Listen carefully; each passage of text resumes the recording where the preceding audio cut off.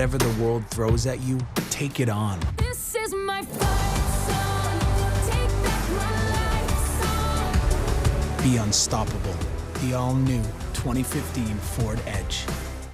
And welcome to the lobby of First Financial Bank and the second edition of the Coach Misty Wilson radio show. I'm the voice of the Texans, Kelton Wings, and for the next half hour, Coach and I will talk about the games from earlier this week, as well as go around the Lone Star Conference. We'll also hear from one of the newest members of the Tarleton Athletics Hall of Fame, Ronnie Hearn.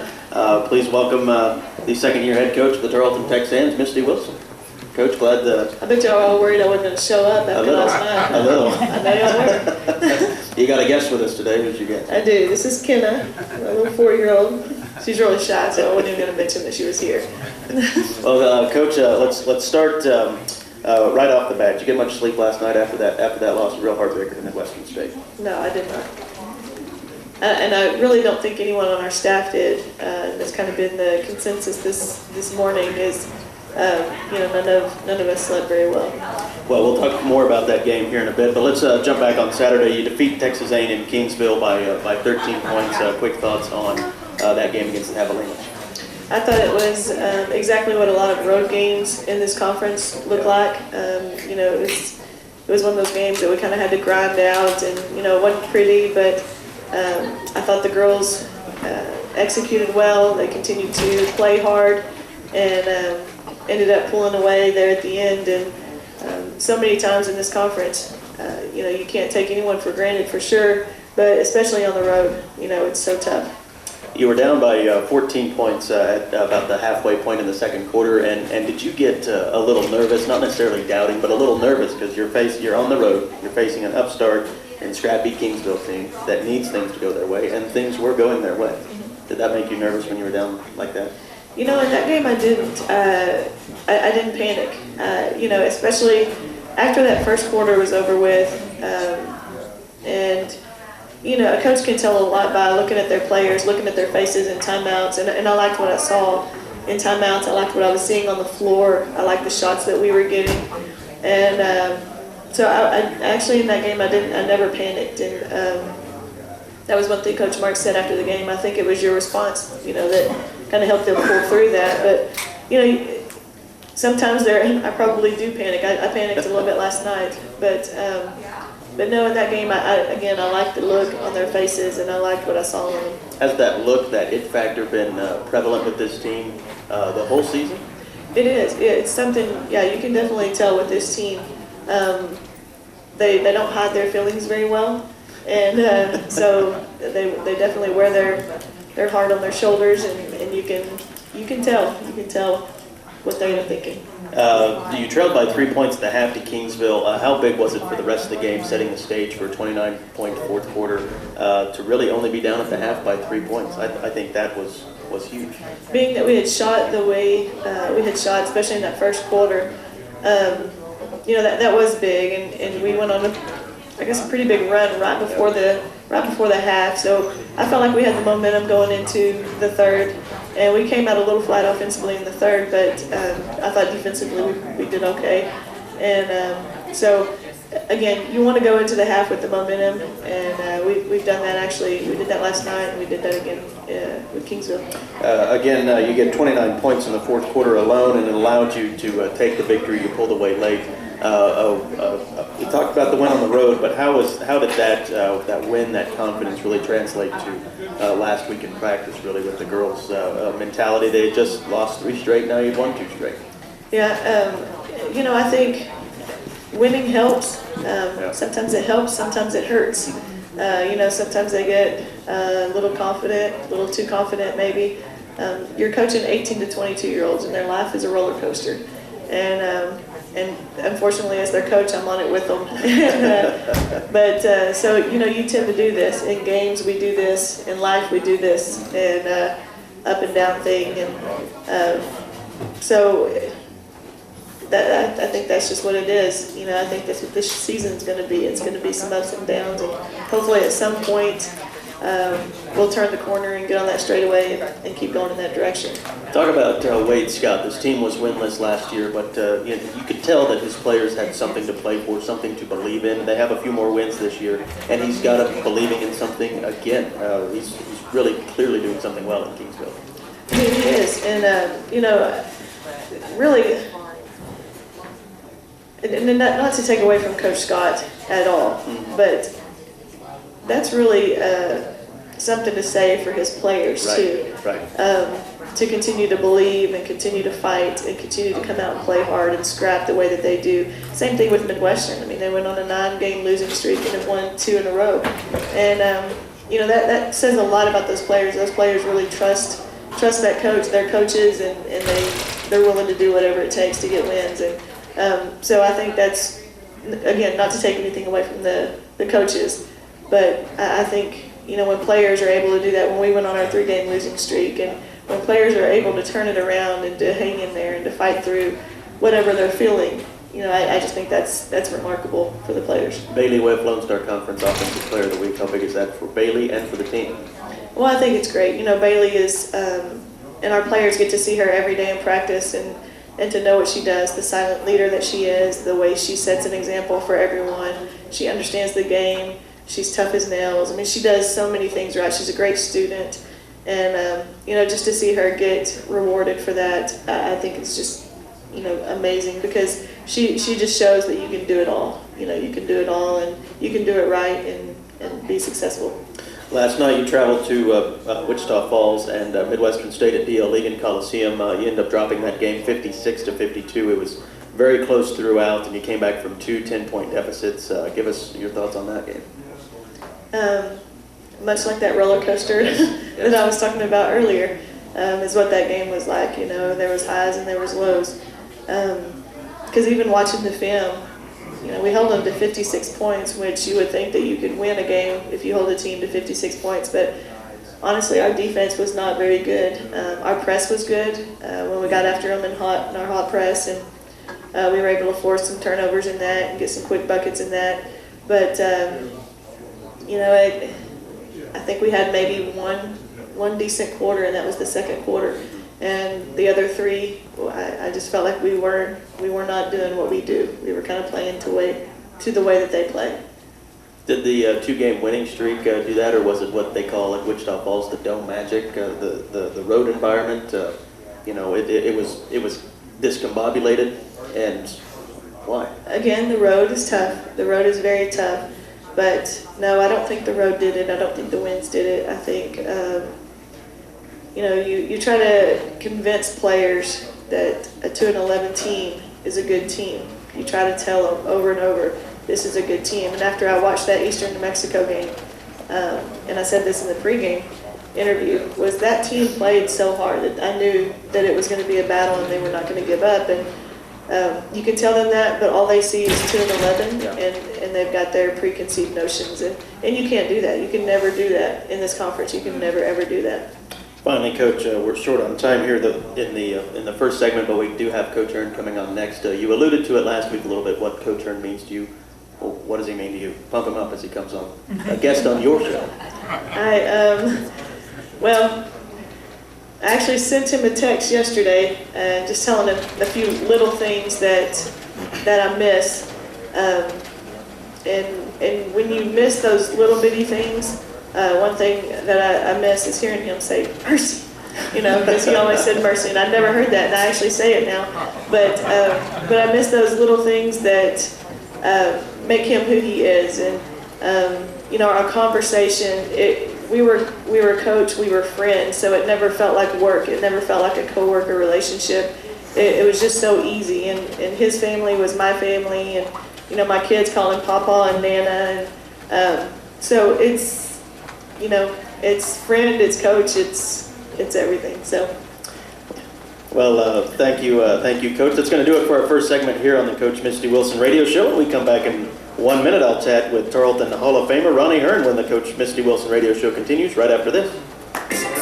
And welcome back to First Financial Bank in Stephenville. Big thanks to Domino's for our pizza for our in-bank audience today. I'm now joined by one of the new members of the Tarleton Athletics Hall of Fame. That's Coach Ronnie Hearn. Welcome to the show, Coach. Is it unusual to be a guest on the radio show? It really is. I did it for 11 years. And, it was kind of tough at first. I'd never been on the radio before, and I kind of got used to it. Kind of, you know, it's kind of like Coach Reisman told me when I took the job.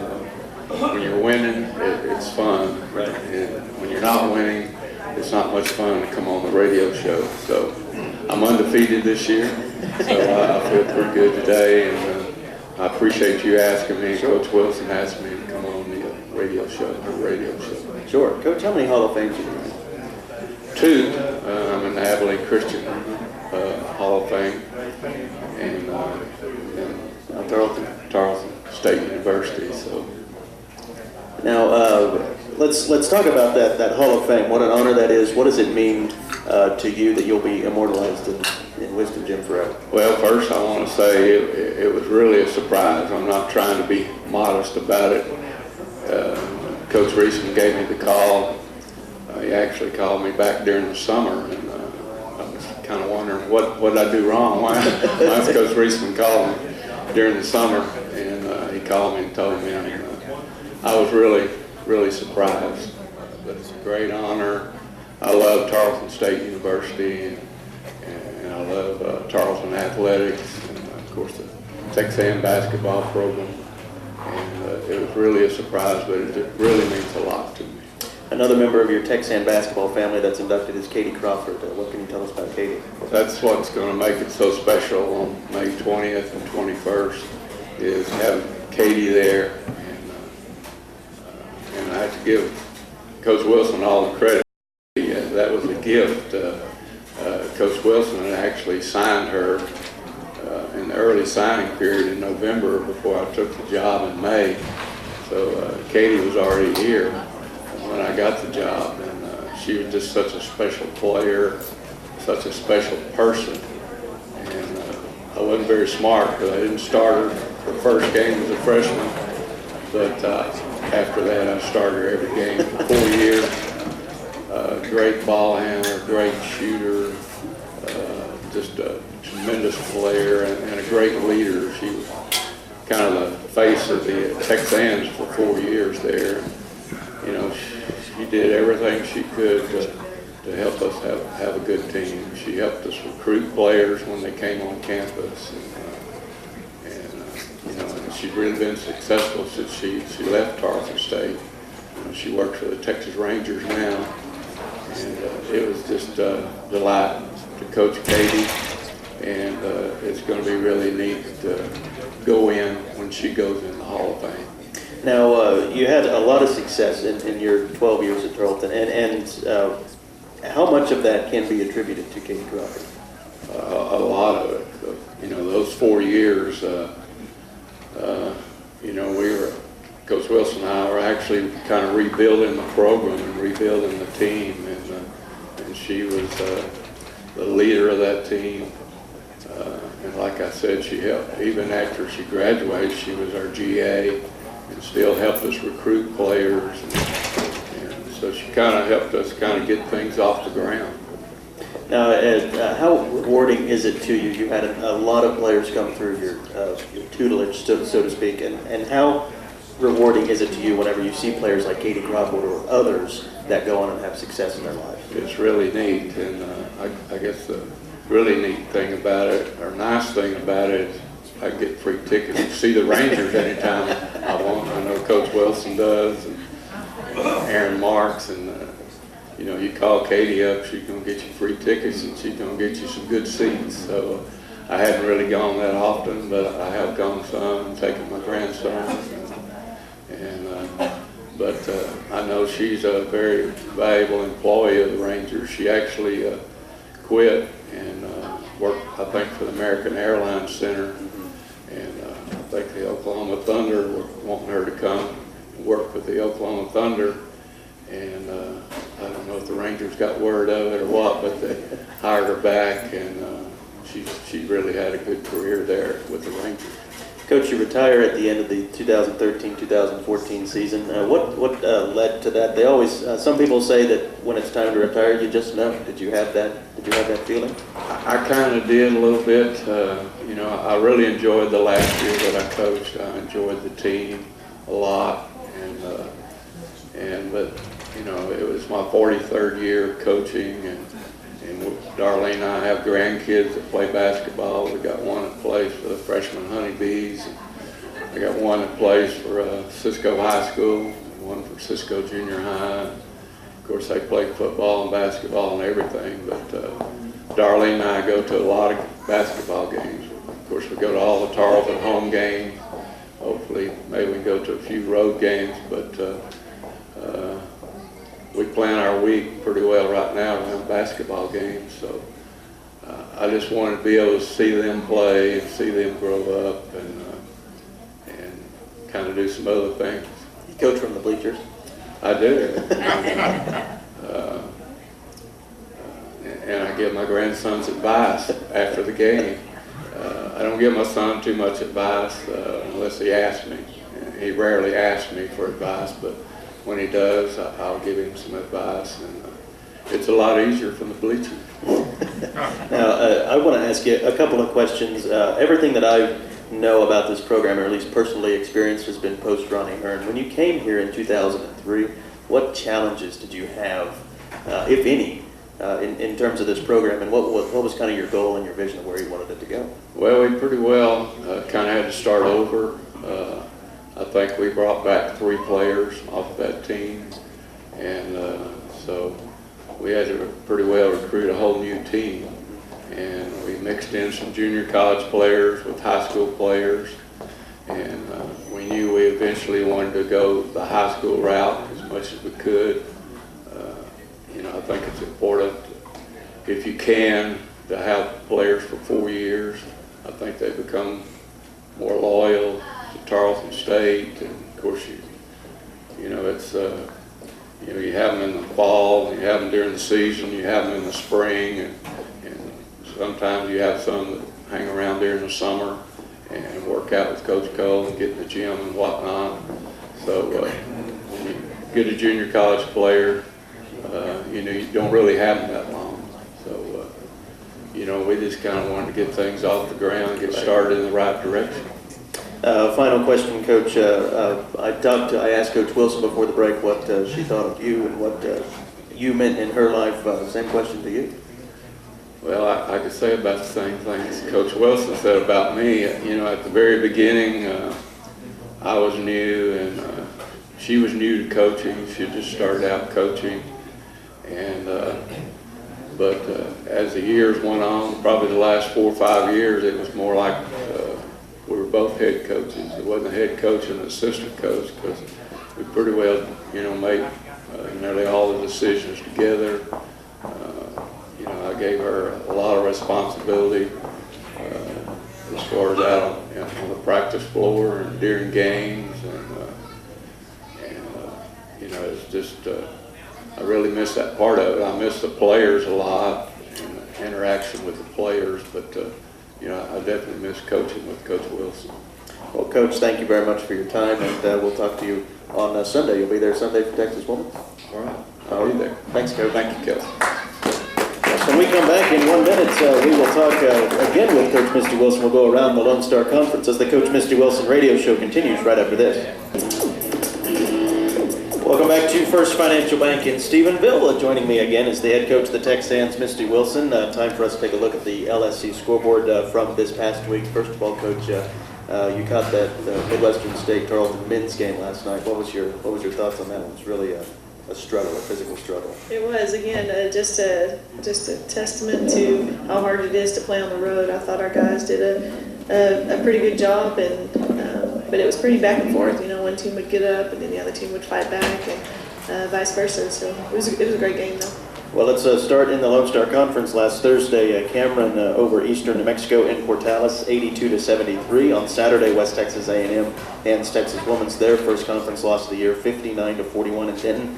WT held a good Texas Women's team to 41 points. What did they do well in that game? Because they must have put on a defensive clinic. really limited their high percentage shots. Well, WT, they play a zone most of the game, and they've got some size inside. They've got that transfer from UT that's 6'5", I think, and so that kind of helps, when you have Maxwell and inside, and so they can match up with that size inside and the quickness outside. Angelo State over Texas A&M Commerce, 82-78 in San Angelo. Kevin Baker picks up his first Lone Star Conference victory at Angelo State. Midwestern over Eastern, 61-55. You saw the tape in that one, and you mentioned it a little bit, but again, what did Midwestern do particularly well in that game? Played hard. Yeah. That was really the difference in that game is Midwestern played very hard. They fought, and just did all those little things, crashed the boards, got loose balls, those tough things. Then Tarleton over Kingsville, 68-55 down in Kingsville. On Wednesday, the big game last night, Angelo State upsetting the #1 team in the nation, West Texas A&M in San Angelo, 69-64. Did you see anything about that game? I didn't see anything about it. I saw just the headline that turnovers kind of doomed West Texas, and I noticed that they had 21 and that Angelo had 20 points off of those turnovers. And that's probably the difference in the game. But Angelo, they press a lot, so it must have really bothered WT. And then Eastern New Mexico beat Kingsville in Kingsville 66-52. Eastern gets their first conference win of the year, and Commerce over Cameron 62-56 in Lawton last night. Coming up in the Lone Star Conference this week, Commerce at Texas Women's. That's in Denton, of course. And then on Saturday, Texas A&M Kingsville visits Canyon and takes on WT. Angelo State visiting Eastern New Mexico, and Midwestern State at Texas A&M Commerce. Chances that MSU wins their third straight? I don't put it past them. Right. I was talking to Noelle last night before our game, and I'd asked her how WT was, and she said, I think anybody can get them, and that's how this conference is. Yeah. Anybody can get anybody. And then on Sunday, it's Tarleton and Texas Women's. We'll talk about that here in a second. Wednesday, West Texas A&M at Texas A&M Commerce, Kingsville at Midwestern State, Eastern at Tarleton, which we'll also talk about soon, and Angelo State at Cameron. 2 games coming up this week before the next show. You've got Texas Women's, a team that prides itself on high percentage shots. You played them just a few weeks ago on New Year's Eve. Give us your thoughts on that game. I just think we have to do a better job of executing offensively, finding the open girl. They do a really good job of helping, and when teams do that, you've got to be able to find the open girl. And we were able to, we got down a couple times in that game, and we were able to fight back. We just dug ourselves some holes with some bad decision making and stuff like that. But play better defense, mainly inside. I know they really outscored us in the paint. And I think our post players are going to do a better job of finishing this week. And Coach, you finish your homestand in 6 days when Eastern New Mexico comes to Wisdom Gym. You watched Midwestern's play Eastern on tape, and Eastern New Mexico, a much improved team this year, and they returned Sarah Stinnett, #3 in the conference in scoring last year. What's kind of the key for slowing her down? Just staying in front of her and making her take guarded shots. If you maybe got a bigger defender on her that can stay in front of her and make her shoot over you. She likes the mid-range game. She's pretty good at the floaters. She knows how to play well with her size, and she's real scrappy and just plays hard all the time. So, just finding somebody that can keep her in front and make her take guarded shots. Well, that's going to do it for our LSC segment. When the Coach Misty Wilson radio show continues in 1 minute, Coach and I will wrap up the second edition of her show. Stay tuned. We'll be right back from First Financial Bank.